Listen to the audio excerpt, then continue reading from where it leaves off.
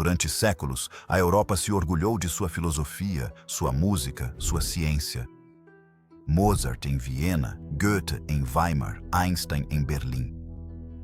E, no entanto, no próprio continente que deu origem ao Iluminismo, também se enraizou uma das perseguições mais brutais e sistemáticas da história humana: o antissemitismo nazista.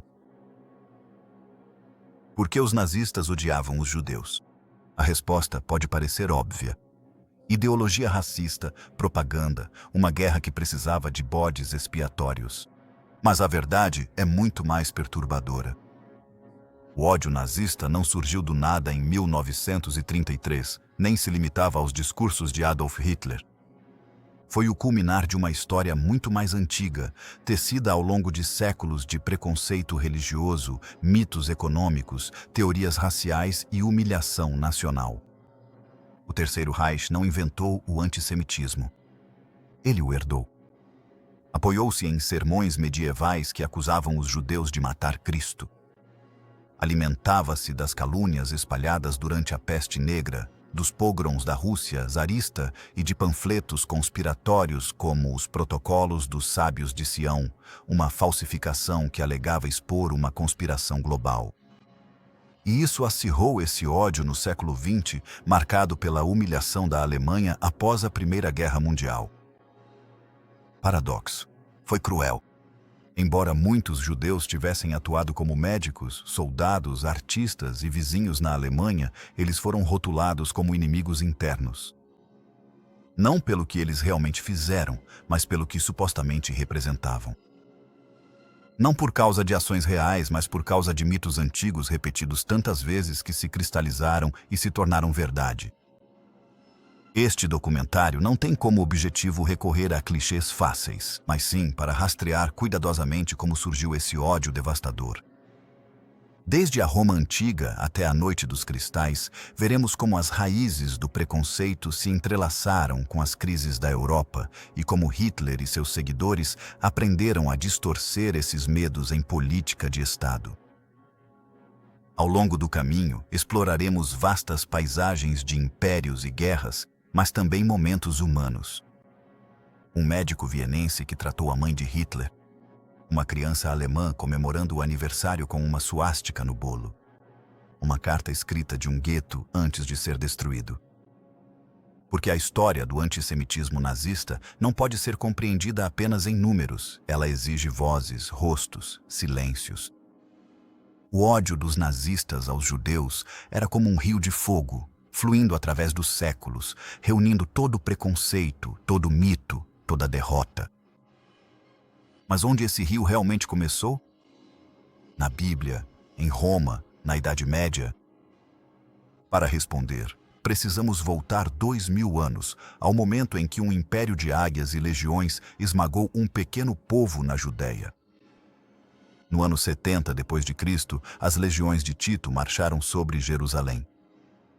A cidade queimou por dias. O segundo templo, o próprio coração da fé judaica, foi destruído. Milhares de prisioneiros foram desfilados por Roma. E moedas circulavam por todo o império, proclamando a vitória. Judéia capturada, Judéia conquistada. Para os romanos, era apenas mais um triunfo militar. Para os judeus, foi o início de uma diáspora que duraria séculos. E para a história europeia, marcou algo ainda maior. O começo de uma tensão que mais tarde se transformaria em ódio religioso e social. Os judeus se destacavam no mundo romano. Eles não adoravam os deuses da polis. Recusavam-se a se curvar diante do imperador. Mantinham suas próprias leis alimentares e rituais. Aos olhos dos romanos, eles eram antissociais. Cronistas da época chegaram a descrevê-los como um povo que odiava a raça humana. Essa frase, exagerada e falsa, ecoaria séculos depois, transformada em justificativa venenosa. Quando o cristianismo começou a se espalhar, essa diferença ganhou um novo significado. Jesus havia sido executado pelas autoridades romanas, mas alguns pregadores cristãos começaram a culpar os judeus por sua morte. A acusação de deicídio, matar Deus, tornou-se uma das sementes mais duradouras do antissemitismo europeu. Décadas depois, com o Edito de Milão em 313 e a conversão do Império, a cruz substituiu a águia como símbolo de poder. E o pequeno povo da Judéia tornou-se bode expiatório religioso. Se Cristo morreu, a culpa era dos judeus, bradavam sermões nas catedrais. A injustiça havia encontrado seu púlpito. Uma única imagem capta o contraste. Em Roma, o arco de Tito ainda mostra soldados carregando a sagrada menorá do templo. Congelada em pedra, ela se tornou um símbolo de derrota. Para os judeus na diáspora, não era apenas uma lembrança da perda de Jerusalém, mas também da exclusão que lentamente criava raízes no coração da Europa. Mas a história não terminou ali. A Idade Média pegaria essas sementes e as transformaria em perseguição sistemática. Com a queda de Roma e a cristianização da Europa, a posição dos judeus tornou-se ainda mais precária. O cristianismo herdou de Roma a visão dos judeus como um povo estranho, mas agora essa diferença carregava uma carga teológica. Eles não eram mais apenas forasteiros, mas o povo que havia rejeitado Cristo. O estigma do deicídio, falso desde o início, foi gravado em sermões, vitrais e procissões sagradas. No século V, os concílios da Igreja impuseram restrições. Os judeus não podiam ocupar cargos públicos, não podiam construir novas sinagogas, não podiam se casar com cristãos. A teologia de Agostinho de Hipona retratava os judeus como testemunhas necessárias. Sua sobrevivência deveria provar a verdade do cristianismo, mas apenas na humilhação. Eles não deveriam ser exterminados, mas deveriam ser marginalizados. A contradição era cruel. Em cidades como Toledo, Mainz e Praga, as comunidades judaicas contribuíam por meio do comércio, da medicina e de traduções do árabe para o latim, trazendo Aristóteles e a ciência islâmica para a Europa. Ainda assim, sua utilidade não os protegia do preconceito. A prosperidade de alguns poucos judeus agiotas tornou-se combustível para o ódio, especialmente porque os cristãos eram proibidos pela lei da Igreja de cobrar juros, enquanto os judeus podiam. Dessa tensão nasceu o mito do judeu ganancioso, uma caricatura grosseira que ignorava os muitos agricultores pobres, artesãos ou médicos judeus que viviam as mesmas dificuldades que seus vizinhos. O século XI trouxe uma nova onda de violência, as cruzadas. À medida que os exércitos cristãos marchavam em direção a Jerusalém, alguns decidiram começar a purificação em casa. Em 1096, comunidades judaicas no Vale do Reno foram massacradas em pogroms brutais. Crônicas medievais relatam como cidades inteiras em Mainz, Worms e Speyer foram exterminadas, não por razões militares, mas por ódio religioso. Logo, outro mito venenoso tomou forma, a calúnia do sangue. A partir do século XII, espalharam-se rumores de que judeus sequestravam crianças cristãs para sacrifícios ritualísticos. Nunca houve qualquer evidência real que sustentasse essa calúnia, mas as acusações eram suficientes para provocar linchamentos. Em Norwich, em 1144, uma criança morta foi proclamada mártir e os judeus locais foram falsamente acusados. Décadas depois, casos semelhantes surgiram em Trento, em Zaragoza e por toda a Europa. Cada vez, mentiras se tornavam desculpas para saquear propriedades e desencadear violência. No século XIV, a peste negra devastou o continente. Milhões de mortos, vilarejos inteiros exterminados. Dominadas pelo medo, as pessoas procuravam alguém para culpar. Os judeus foram acusados de envenenar poços. Uma acusação absurda. Eles também estavam morrendo de peste, mas isso foi suficiente para desencadear massacres em Estrasburgo, Colônia e Basileia. Cronistas descrevem comunidades judaicas inteiras sendo queimadas vivas. Foi uma tragédia dupla, uma peste que ninguém compreendia, e um ódio deliberadamente fabricado pelas pessoas. Nem tudo era escuridão. Na Espanha medieval, por um tempo, houve uma convivência relativa, a chamada convivência, entre muçulmanos, cristãos e judeus. Filósofos como Maimônides e poetas como Yehuda Halebi prosperaram nesse ambiente. Mas a tolerância se mostrou frágil. Com a Reconquista e a Inquisição, os judeus foram novamente forçados a se converter ou partir. Em 1492, os reis católicos emitiram o Edito de Expulsão. Dezenas de milhares de judeus tiveram que abandonar a Espanha, levando consigo as chaves das casas que nunca mais veriam. Uma única vinheta evoca isso. Uma família sefardita deixando Toledo em uma caravana, a Torá enrolada em um pano, uma chave de ferro pendurada no pescoço do pai. Para eles, foi um exílio tanto material quanto espiritual. Para a Europa, mais um exemplo de como o mito de um povo amaldiçoado conseguiu expulsar cidadãos que haviam sido parte integrante da vida cultural e econômica. Ao final da Idade Média, os judeus da Europa viviam em guetos murados, sobrecarregados com impostos especiais e carregando o peso de séculos de calúnias. Agiotas, hereges, assassinos de Cristo, envenenadores de poços, falsidades que repetidas tornaram-se uma segunda pele para a sociedade cristã. E, no entanto, com a chegada da modernidade, algo parecia mudar. O iluminismo, com sua promessa de liberdade, igualdade e fraternidade, ofereceu um horizonte diferente. A questão era, a emancipação finalmente acabaria com o antissemitismo ou apenas o transformaria em novas formas? O século XVIII trouxe um terremoto intelectual, o iluminismo.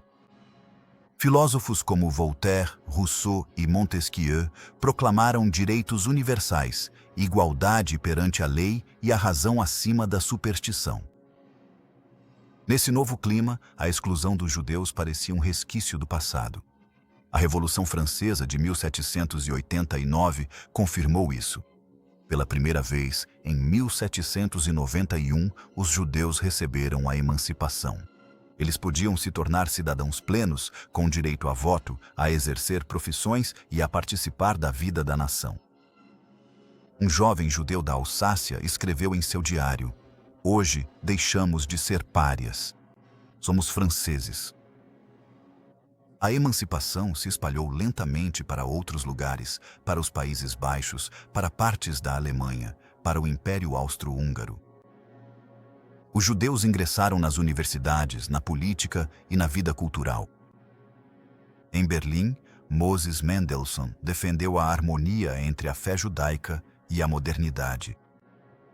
Em Viena, famílias como os Rothschild ganharam destaque como banqueiros influentes. Parecia o início de um novo capítulo, mas o preconceito não desapareceu. Ele simplesmente mudou de pele. Na Idade Média, o antissemitismo era religioso.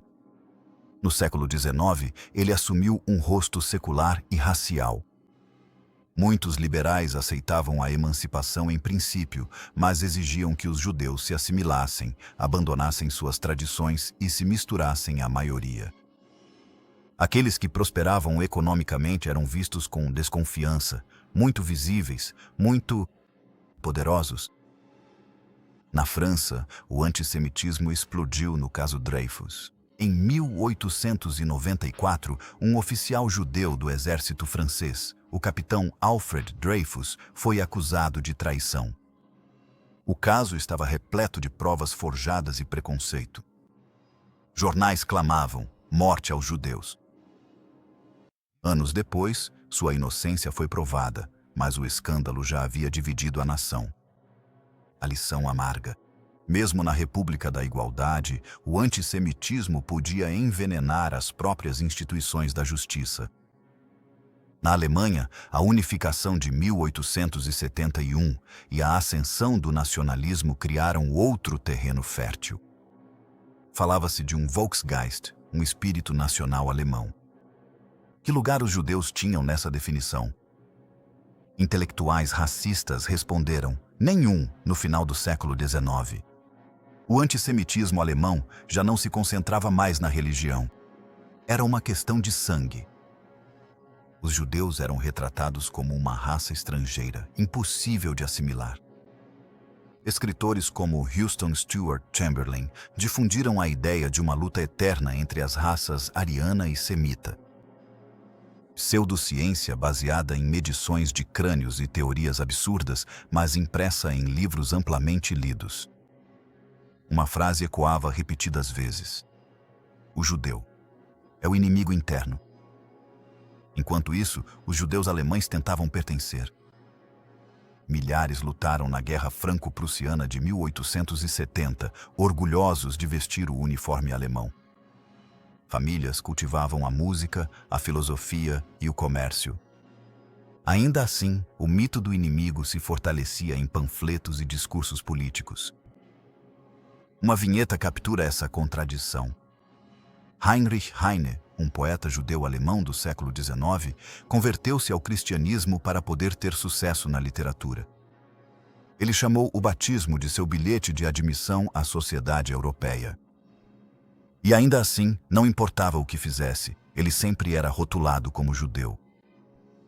No alvorecer do século XX, a Europa vivia um paradoxo. Os judeus eram cidadãos integrados em muitos estados, mas ainda vistos como forasteiros, suspeitos, perigosos. O preconceito medieval havia evoluído para o racismo moderno e, em breve, uma falsificação nascida na Rússia daria ao antissemitismo uma nova arma: o mito de uma conspiração global.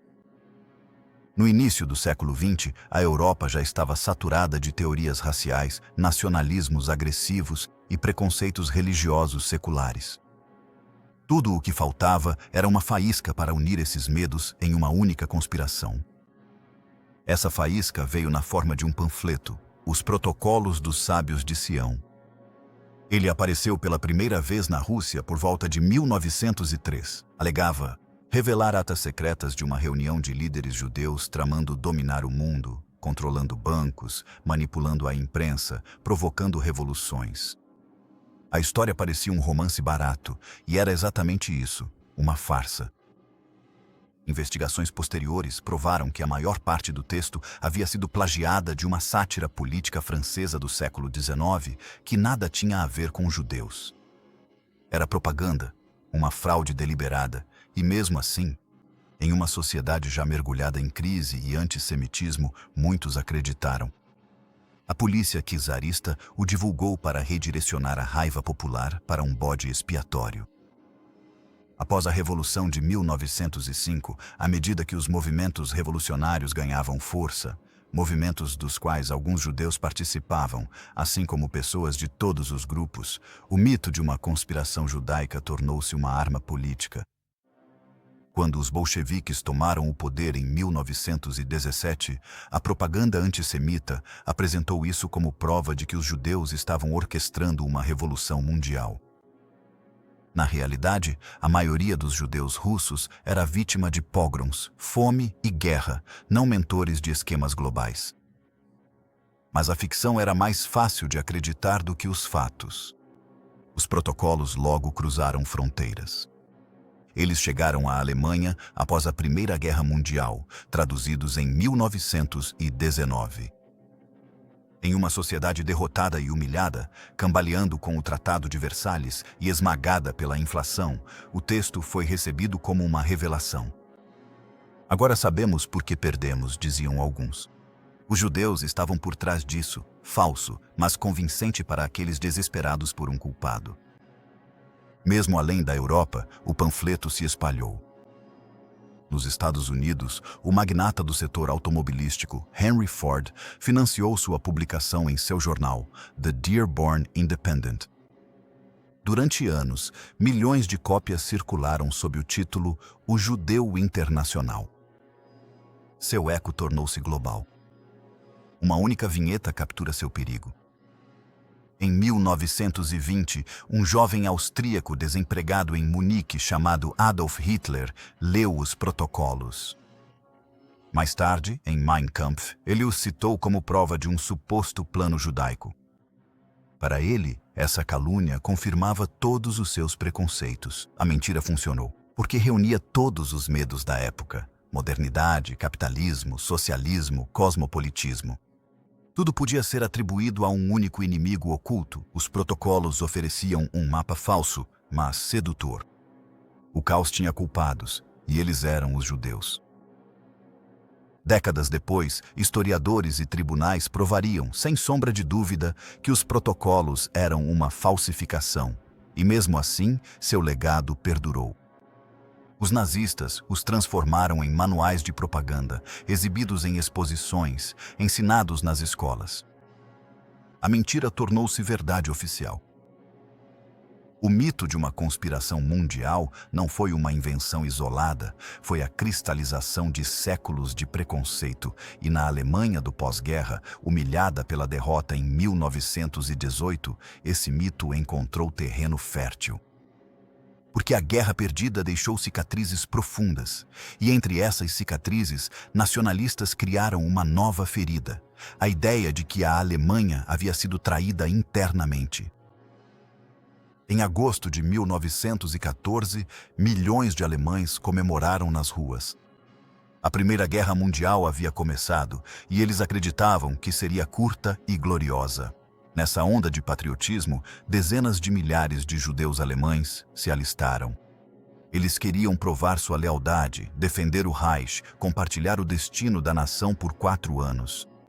Eles lutaram em Verdun, no Somme, na frente oriental. Mais de 100 mil judeus serviram no exército alemão. Quase 12 mil foram mortos em combate. Rabis conduziam cerimônias religiosas nas trincheiras. Médicos tratavam soldados feridos independentemente da fé. Um exemplo. Ernst Toller, um soldado judeu da Baviera, escreveu da frente de batalha que a guerra lhe ensinara a fraternidade do sofrimento além da religião. Uma geração acreditava ter provado sua pertença à nação alemã. Mas em novembro de 1918, a Alemanha se rendeu. O Kaiser abdicou e a República foi proclamada em Weimar. Em vez de aceitar a derrota como resultado de uma guerra total, muitos nacionalistas inventaram um mito. A Alemanha não havia sido derrotada no campo de batalha, mas apunhalada pelas costas. A infame Deutsche Legende. Quem eram os supostos traidores? Socialistas, comunistas, pacifistas e, é claro, os judeus. Mesmo que soldados judeus tivessem lutado e morrido como todos os outros, a propaganda nacionalista os retratava como conspiradores que sabotaram o esforço de guerra. Em 1919, panfletos e jornais ecoavam essa acusação. A agitação dos anos pós-guerra, liderada em parte por figuras judaicas como Rosa Luxemburg, serviu de desculpa para misturar política com preconceito racial. Comunismo e judaísmo foram fundidos em um só, o mito do judeu-bolchevismo.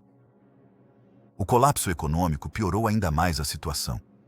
Em 1923, a inflação saiu completamente do controle. Cédulas que valiam milhões mal compravam um pão. Nesse desespero, banqueiros e lojistas judeus foram acusados de lucrar às custas do povo. Na verdade, muitos judeus também foram arruinados pela inflação. Mas a história de um inimigo interno era mais fácil de acreditar. Uma vinheta pessoal ilustra isso. Leo Lowenstein, um veterano de guerra judeu condecorado, fundou uma associação de ex-combatentes judeus na década de 1920. Em seus discursos, ele lembrava ao público que eles também haviam derramado sangue pela Alemanha. Mas em comícios nacionalistas, ele era ridicularizado como traidor. Sua medalha da Cruz de Ferro não podia protegê-lo do desprezo. Foi nesse clima que Adolf Hitler ascendeu, um cabo austríaco que serviu na frente ocidental, ferido em Ypres, amargurado pela derrota. Nos salões de cerveja de Munique, ele absorveu o mito da traição e o fundiu com os protocolos. Para ele, os judeus eram culpados de tudo. A derrota, o comunismo, a inflação, a decadência cultural. Uma história única e totalizante. Em 1923, Hitler tentou o Putsch de Munique. A tentativa fracassou, mas em seu julgamento, ele declarou que sua luta era contra o veneno judeu que infectava o povo alemão. A imprensa divulgou suas palavras e, de repente, sua voz se espalhou muito além da Baviera. A década seguinte levaria essa retórica ao centro da política alemã. A frágil República de Weimar tropeçava de uma crise a outra. A Grande Depressão, o desemprego em massa, a crescente desconfiança na democracia. Nesse clima, o antissemitismo não era um resquício medieval. Era uma arma política à espera de ser empunhada. O ponto de ruptura estava próximo. Em 1933, Hitler tomaria o poder e o que antes era mito, propaganda e panfleto tornou-se política de Estado. Viena, início do século XX. Uma cidade deslumbrante, cafés fervilhando de escritores, concertos de Mahler lotando as salas, Freud remodelando a psicologia. Mas por baixo do brilho, o ressentimento fervilhava. Nacionalismo, populismo e panfletos antissemitas. Foi nessas ruas que um aspirante a pintor fracassado absorveu um ódio que marcaria o século. Adolf Hitler. Na adolescência, Hitler viveu um paradoxo. Sua mãe, Clara, adoeceu com câncer. O médico que cuidou dela incansavelmente até o fim era judeu, o Dr. Eduard Bloch. Anos mais tarde, Hitler se lembraria dele com respeito e gratidão. E ainda assim, essa experiência não o protegeu do antissemitismo. Muito pelo contrário. Em Viena, ele foi bombardeado por propaganda antissemita que logo deu às suas frustrações uma estrutura ideológica. A cidade fervilhava de jornais ligados a figuras como Karl Lueger, o prefeito que vencia eleições com plataformas abertamente antissemitas.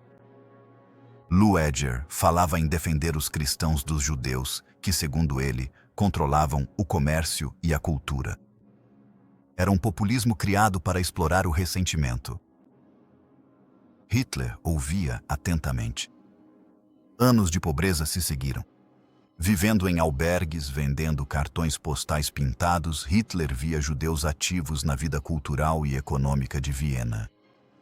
Em vez de admiração, ele sentia amargura. Para ele, eles personificavam tudo o que ele não conseguia alcançar. Sucesso, educação, cosmopolitismo. Seu ódio se fundiu à frustração pessoal. Quando a Primeira Guerra Mundial estourou, Hitler se alistou como voluntário da Baviera. Ele encontrou camaradagem, propósito, identidade. Mas a derrota da Alemanha em 1918 o devastou. No caos de Munique, o mito da punhalada pelas costas oferecia uma resposta fácil. Não era ele quem havia perdido, nem o exército. Eram os judeus e os socialistas que haviam traído a Alemanha. Na prisão, após o fracassado golpe de 1923, ele escreveu Mein Kampf. Em suas páginas, ele cristalizou sua visão de mundo, a história como uma luta racial. Judeus como parasitas infectando as nações. O dever do líder de expor esse inimigo oculto. Hitler se apresentava não apenas como um político, mas como um profeta revelando um suposto segredo, a conspiração judaica. O nazismo nunca foi apenas um partido político. Era uma ideologia que misturava nacionalismo extremo, racismo pseudocientífico e teorias da conspiração. Os judeus eram odiados não pelo que faziam como indivíduos, mas pelo que eram acusados de ser como um todo. Comunismo e capitalismo, decadência cultural e poder financeiro, pacifismo e guerra, tudo e seu oposto. Uma única história humana ilustra essa contradição. O Dr. Bloch, o médico judeu que cuidou da mãe de Hitler, foi pessoalmente protegido no início do regime por ordem de Hitler, antes de emigrar para os Estados Unidos. Um gesto isolado que nada fez para apagar a brutalidade do sistema. Nem mesmo a gratidão demonstrada foi páreo para uma ideologia totalitária. A mensagem de Hitler incendiou uma nação abatida pelo desemprego e pela humilhação internacional. Com discursos inflamados, culpando os judeus por todos os males, ele transformou o ressentimento em um programa político. E em 1933, quando foi nomeado chanceler, o ódio saltou dos bares e panfletos para a lei. A questão era: como esse ódio ideológico se manifestaria no cotidiano dos judeus alemães? A resposta veio rapidamente. Boicotes, leis, perseguição e, finalmente, uma noite de vidros quebrados que marcou o início da catástrofe. 30 de janeiro de 1933. Adolf Hitler fez o juramento como chanceler da Alemanha. Do lado de fora, milhares marchavam com tochas. Para os judeus alemães, era o início de um pesadelo. O regime não perdeu tempo em revelar suas intenções. Em 1º de abril de 1933, apenas 2 meses após a ascensão de Hitler, os nazistas lançaram um boicote nacional às lojas judaicas. Homens da SA ficaram nas entradas, pintaram estrelas de Davi nas vitrines e afastaram os clientes. Foi o primeiro sinal público de exclusão. Nesse mesmo ano, foram promulgadas as leis do serviço público. Nenhum judeu podia trabalhar em instituições estatais. Professores, juízes, médicos expulsos de seus cargos. O objetivo era claro: apagar os judeus da vida alemã passo a passo. Em 1935 vieram as leis de Nuremberg. Elas não eram meras regulamentações, mas o coração legal do antissemitismo. Definiram quem era judeu segundo critérios raciais, proibiram casamentos mistos e retiraram os direitos dos judeus de cidadania alemã. Um vizinho que lutou ao seu lado nas trincheiras poderia, de repente, ser declarado estrangeiro em sua própria terra natal. A propaganda reforçou as leis. Goebbels encheu as ruas com cartazes e filmes que retratavam os judeus como parasitas, caricaturas grotescas destinadas a desumanizá-los. Nas escolas, as crianças aprendiam nos livros didáticos que os judeus eram a ameaça oculta. Toda uma geração cresceu rodeada de judeus, por veneno. Uma imagem vale mais que 1000 palavras. Em uma sala de aula do ensino fundamental, um cartaz na parede mostrava rostos distorcidos com narizes exagerados sob a legenda: "O judeu é a desgraça do nosso povo". Imagine ter 8 anos de idade e descobrir que seu colega de classe, seu vizinho, era oficialmente a maldição da nação. Alguns resistiram com dignidade. O violinista judeu Fritz Kreisler deixou a Alemanha. Outros, como o físico Albert Einstein, imigraram. Mas centenas de milhares ficaram, agarrando-se à esperança de que aquilo passaria, de que a Alemanha, sua pátria, não os abandonaria. O ponto de ruptura veio em novembro de 1938, após um diplomata alemão em Paris ser assassinado por um judeu polonês desesperado.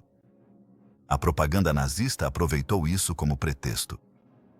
Na noite de 9 para 10 de novembro, multidões nazistas saíram em fúria, destruindo sinagogas, incendiando lojas, estilhaçando vitrines. Foi a Kristallnacht, a noite dos vidros quebrados. Mais de 2